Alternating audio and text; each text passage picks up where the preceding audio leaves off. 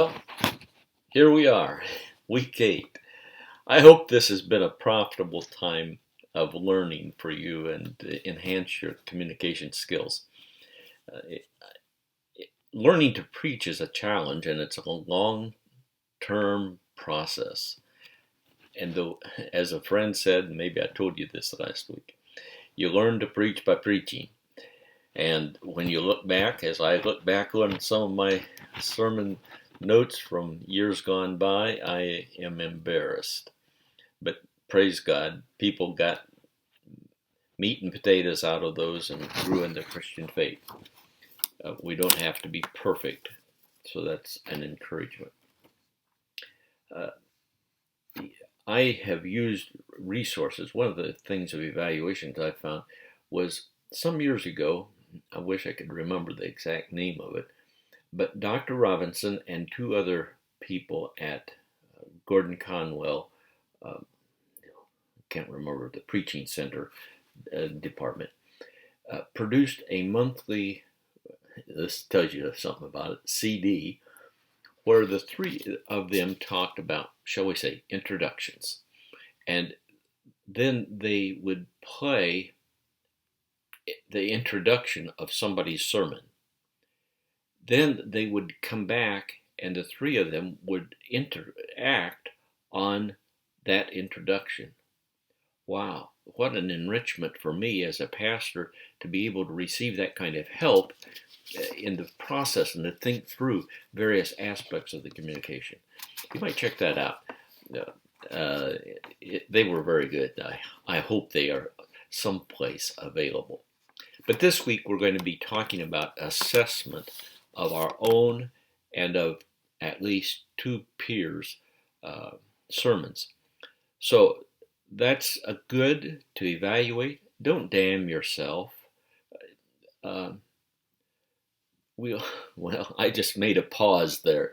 That's, you can make a big deal out of that, or you can say that's part of communication. And so use the assessment form that is provided. Leave blank the CPO line. That's campus post office. We're not on campus, but some people don't realize that yet. So you see the objectives: assess the second sermon of the two classmates, critique one's own second sermon in regards to accurate homiletical idea and overall presentation. So we're to use that evaluation chapter from Robinson, page 171 and following.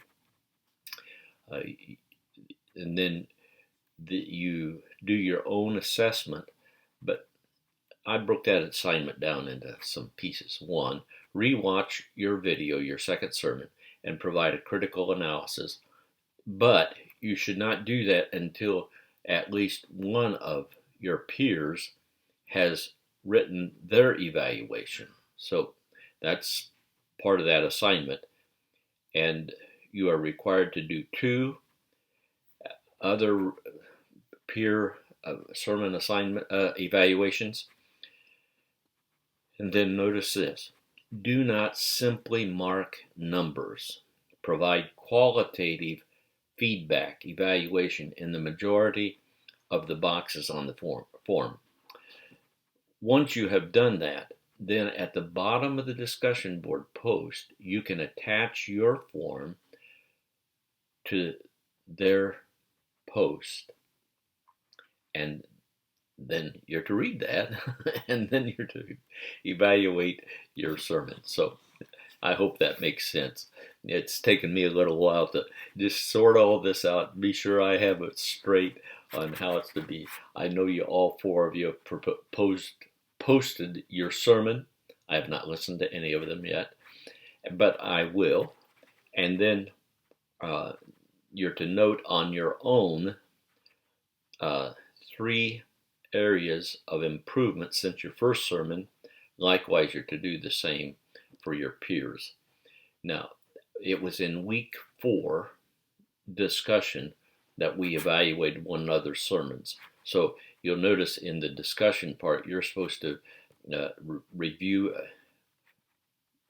one of the people. You reviewed 2 people in week 4, and now you're to do that again for at least one of those people. So I hope it's clear. It's a good process.